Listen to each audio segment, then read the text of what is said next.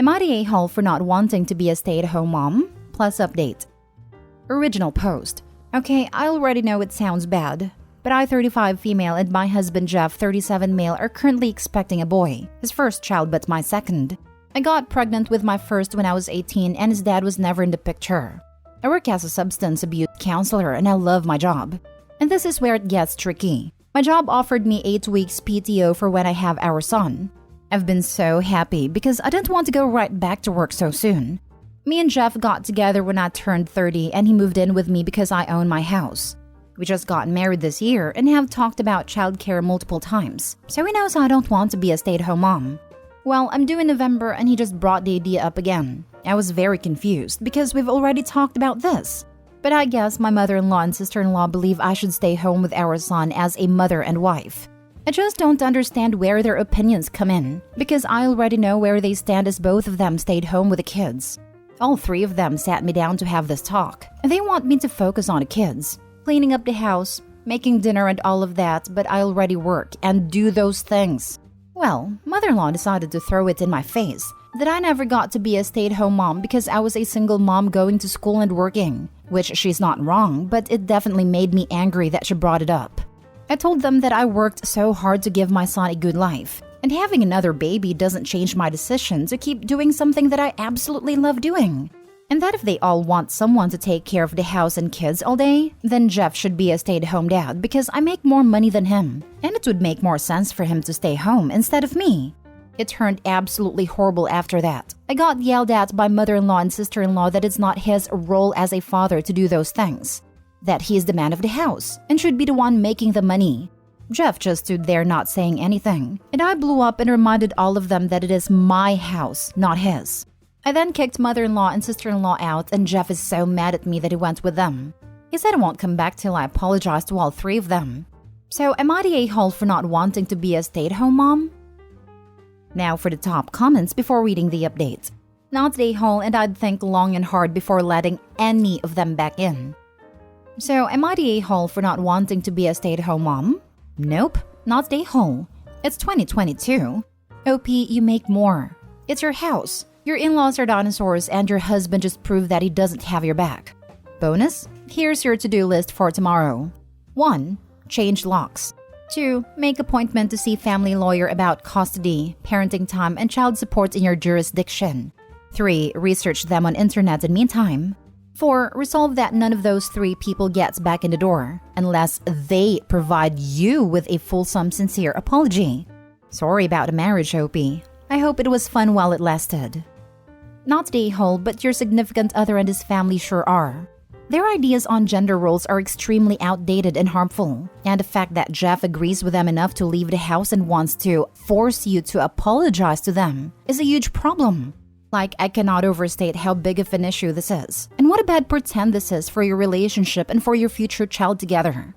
Please reevaluate your relationship with Jeff and whether or not his value systems are compatible with your own. Do you want your son to be taught this drivel about how he needs to grow up to be the man of the house? Do you want the rest of your life to be cooking and cleaning and taking care of the children for Jeff? Because presumably he won't lift a finger to help you. Because that's not his job? Because that's what's going to happen if you stay with this man and let him and his family treat you like this. Please be compassionate to yourself and to your children and realize that you deserve far, far better. My vote is the husband set up mother-in-law and sister-in-law to deliver this message. And he didn't do it with the goodness in his heart of having the baby have a stay-at-home mom. He did it so Opie would take care of him like his mom used to. Now for the update. It's currently 1:15 a.m. and Jeff just called me. He informed me that he cleared out our joint bank account and deposited it into his personal account. Bail money, savings for future trips, groceries money, etc. That he's been thinking, and the only way he'll come back home is if he can be responsible for all the finances. And I put his name on the house too. I said absolutely not, and hung up. I have already reached out to my boss and will be working from home tomorrow via virtual meetings. I will be calling and talking to attorneys tomorrow morning to see what my options are. I didn't let Jeff know I will be home, so I'm sure he'll try to stop by. I will update again soon. That escalated quickly. I don't know why they thought an employment intervention would work on a pregnant woman in her house. It's as if he married her because she was a ready-made woman and didn't need to do the initial work by buying a house and being the sole provider for a while. Oof. He wants his name on the house too. Something tells me he's going to lose more than the house. The fact that he stole the joint account's money will make him the luckiest man on earth if he gets visitation. But, Your Honor, I only took my pregnant wife's grocery and household money so she would give up her job and become a stay-at-home mom. I wanted to force her to rely on me to be the sole provider. I'm also asking for her house since as a stay-at-home mom with no money, she doesn't have any way to keep up with the expenses. This guy doesn't deserve Opie. He is a toxic, controlling, misogynistic jerk. I hope he enjoys the next 18 years of child support. May the child never see their sperm donor outside of the court-ordered supervised visits. I hope she finds a shark of an attorney and goes scorched earth on this dude. I don't think a judge is going to look too kindly on him emptying their joint account meant for bills and leaving his pregnant wife without that money out of pettiness. All she needs to do is document and refuse to communicate except through her lawyer. Any texts or voicemails should be turned over to her lawyer. I went through my own not-so-great custody case many years ago, and I had a really good law firm behind me that emphasized that all contact goes through them and to report any attempts of contact since my ex was informed everything needed to go through the lawyers. Yes, from what I've heard, they don't tend to look kindly upon that at all. It's freaking gross and abusive. I literally laughed out loud when I saw that not only did her ex do that, he actually gave her a heads up. This guy is about to be spanked by the heavy hand of family law. Next story. Am I the a-hole for expecting my ex-husband to provide for me? I, 40 female, got married when I was 26 to my now 50 male ex-husband. He has always provided, but I was unhappy at some point in the marriage because I felt alone, and he was always traveling for work. Fast forward to 2016. I left him early that year, and later that year when I found out he had a girlfriend, I made him sign a parental responsibility agreement, giving me custody of our daughter 11 female, and I getting around $3,600 as child supports per month. When he had to leave my country in 2020, I couldn't sustain the child on my own as I have never worked. So I sent my daughter to live with him, in his country, under the promise that he would help me get residency so that I could stay near my daughter, even if he would have custody of her. Fast forward to now. He clearly knew I don't have an income and that I was relying on child support all my life. But since he wants the divorce to marry his girlfriend, I want to stay married to get my citizenship. I'm now in art school to make a living, but he is not supporting me in any way. Am I the a-hole for expecting him to treat me like the mother of his child and not just a blockage to his future marriage as his girlfriend puts it? You're the a-hole. 1. You chose to leave. 2. You should have been more responsible when leaving, such as setting yourself up with a job. My mother-in-law got married when she was 18. Then they split when she was 42. She went down to a hotel and got a cleaning job. Then she got a job at Walmart because that is what she had to do. 3. Child support is for the child. You are not the child. 4. Holding on to a marriage to get into a country is fraudulent. 1. I chose to leave for my happiness. I was mostly alone. He never cheated, but at 29, I needed my husband there and he wasn't. 2. I know, but I was desperate to be near my daughter. 3. Child support is also for the stay-at-home parent. No? You're the a-hole. Stand up on your own 2 feet for God's sake. Opie strikes me as highly entitled. I'm several years older than her, so I grew up at the same time, within the same social environment. It wasn't the 50s. Women weren't taught to expect to be housewives. We were treated as if we were going to go on and have jobs and careers. I knew one woman who was much like Opie. She didn't work or even try to work. She lived off her parents until she got married and then lived off her husband. She was the exception. Certainly nobody I knew looked at that as something to aspire to. You're the a-hole.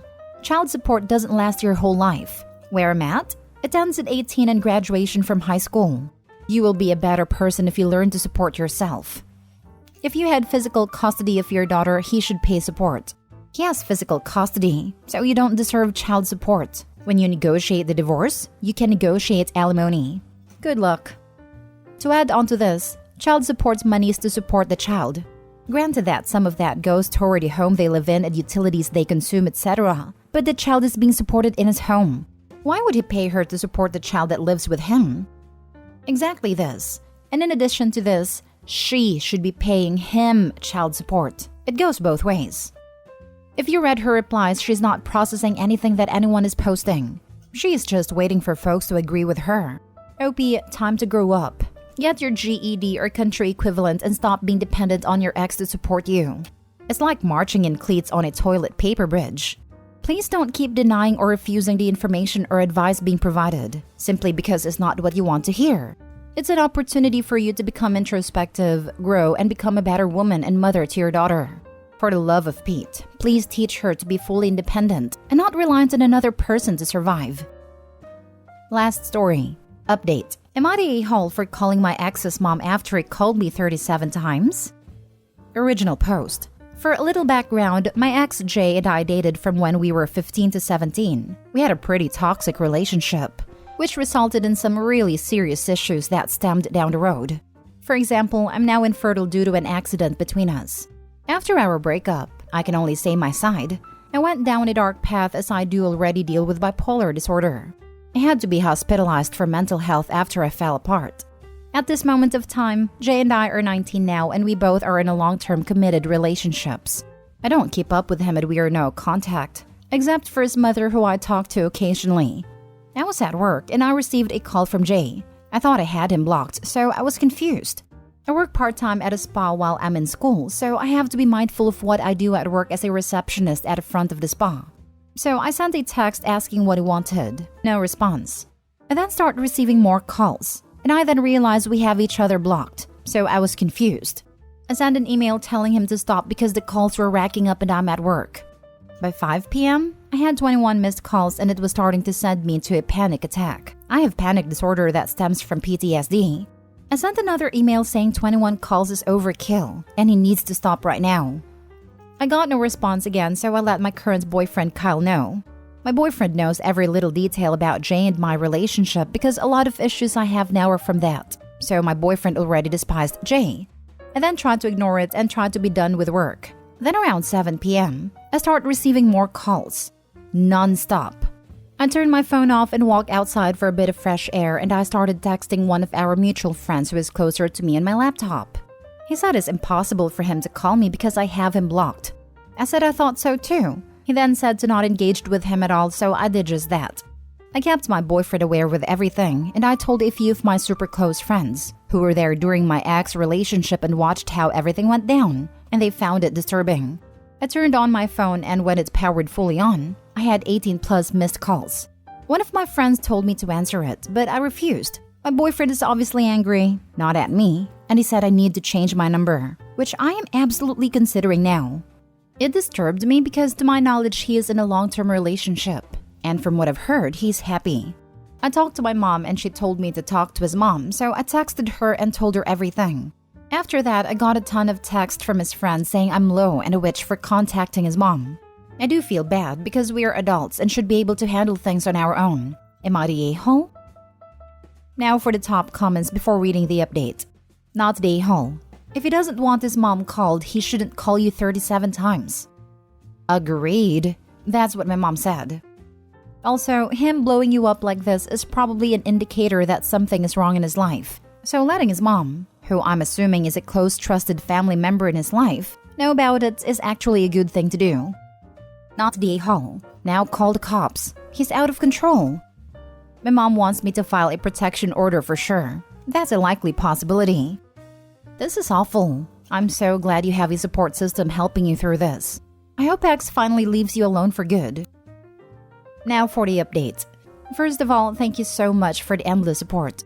I felt very alone in this situation and I felt much better with your comments. I read each and every one of them. Now the update. I called a lawyer yesterday and we're trying to organize everything to see if we could get a restraining order on him. While that was in the process, I went on my days as usual.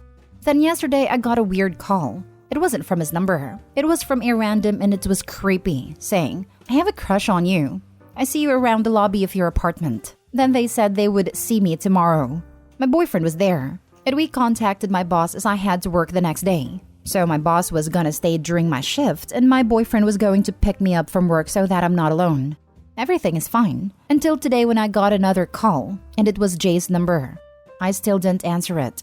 I turned my phone off and just cried. Then I turned my phone on and he had called me 16 more times. I'm so unsure what to do anymore.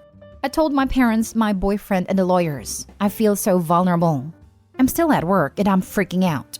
I do have him blocked. Someone commented that it's possible that he is using a VPN to contact me, and that's what I believe is the most reasonable answer, because I am unsure how he is able to get through. I am also going to change my number.